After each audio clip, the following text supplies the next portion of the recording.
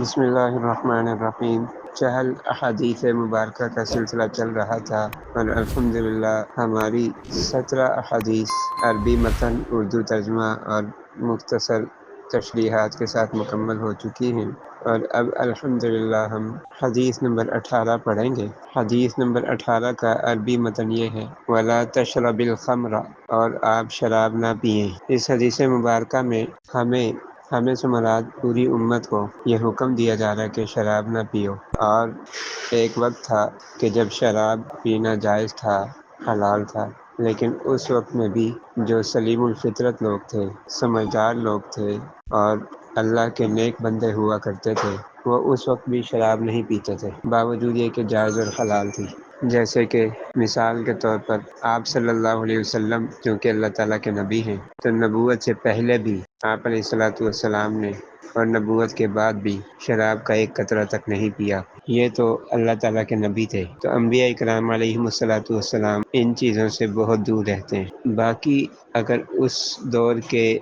باقی جو لوگ تھے ان کو دیکھا جائے، یعنی انبیاء سے ہٹ کر، تو حضرت ابوبکر صدیق رضی اللہ تعالیٰ عنہ اور حضرت عثمان غنی رضی اللہ تعالیٰ عنہ، یہ وہ حضرات ہیں جو کہ تاجر حضرات ہیں، کاروباری حضرات ہیں، دنیا کے اعتبار سے مالدار لوگ تھے، لیکن انہوں نے بھی شراب نہیں پی۔ اس وقت بھی جب شراب حلال تھی تب بھی نہیں پی، اور جب شراب حرام ہوگی تب تو پینے کا سوال ہی پیدا نہیں ہوتا۔ تو لہٰذا یہ مثال کے طور پر 3 نام آپ کے سامنے ذکر کیے، ایک تو اللہ تعالیٰ کے نبی ہیں اور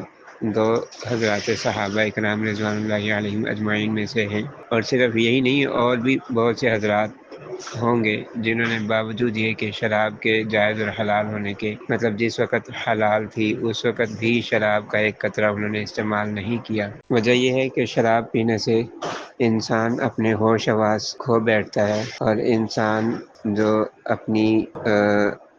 یعنی سمجھداری ہے، عقل ہے، اس کو گم کر دیتا ہے، جس کی وجہ سے نہ تو اس کو بولنے میں تمیز رہتی ہے کہ کیا بول رہا ہے، کس کے ساتھ بول رہا ہے، کب بول رہا ہے، کیسے بولا، اور نہ تو اس کو کوئی عمل کرنے میں تمیز رہتی ہے کہ وہ کیا کر رہا ہے، کس کے ساتھ کر رہا ہے، کیوں کر رہا ہے۔ تو مطلب جب انسان اپنے ہوش و حواس میں قائم نہیں رہتا تو پھر وہ بہت سی خرابیوں کی جڑ بنتا ہے۔ تو اس وجہ سے عام لوگ، جو سمجھدار لوگ ہوتے تھے، جو سلیم الفطرت لوگ ہوتے تھے، وہ شراب کے قریب بھی نہیں جاتے تھے۔ چنانچہ اس حوالے سے قرآن پاک میں اللہ تبارک و تعالی ارشاد فرماتے ہیں، پارہ نمبر 6 سورۃ المائدہ، آیت نمبر 90 یعنی 90، ارشاد باری تعالی ہے: یا ایھا الذین آمنوا، اے ایمان والو، انما الخمر، سوائے اس کے کہ نہیں، شراب، والمیسر، اور جوا، والانصاب، اور بت، والازلام، اور تقسیم کے تیر، رجسم من عمل الشیطان، یہ شیطان کے عمل ہیں۔ رجسم کہتے ہیں گندگی کو، تو یہ گندگی کے کام ہیں، اور من عمل الشیطان، اور شیطان کے اعمال میں سے، یعنی ایک تو یہ چیزیں گندی ہیں، اور دوسرا شیطان کے اعمال میں سے، شیطان کے کاموں میں سے ہیں، یعنی شیطان اس طرح کے کام کرتا ہے اور کرواتا ہے۔ فَاجْتَنِبُوهُ، پس تم ان سے بچو، لَعَلَّكُمْ تُفْلِحُونَ، تاکہ تم کیا ہو جاؤ، کامیاب ہو جاؤ۔ اللہ تبارک و تعالی نے قرآن پاک کے اندر ایمان والوں کو خطاب فرما کر ارشاد فرمایا ہے کہ اے ایمان والو، شراب سے بچو، جوئے سے بچو، بت پرستی سے بچو، بت بنانے سے، بت بنا کر رکھنے سے، بت بنا کر ان کی خرید و فروخت کرنے سے، یعنی بتوں کا کاروبار کرنے سے، اور بعض اوقات تصویریں گھر میں بنا کے لگائی جاتی ہیں، بت بنا کے لگائے جاتے ہیں، ٹھیک ہے، شیر، چیتا، ہاتھی، اس قسم کے جو ہے نا بت بنا کے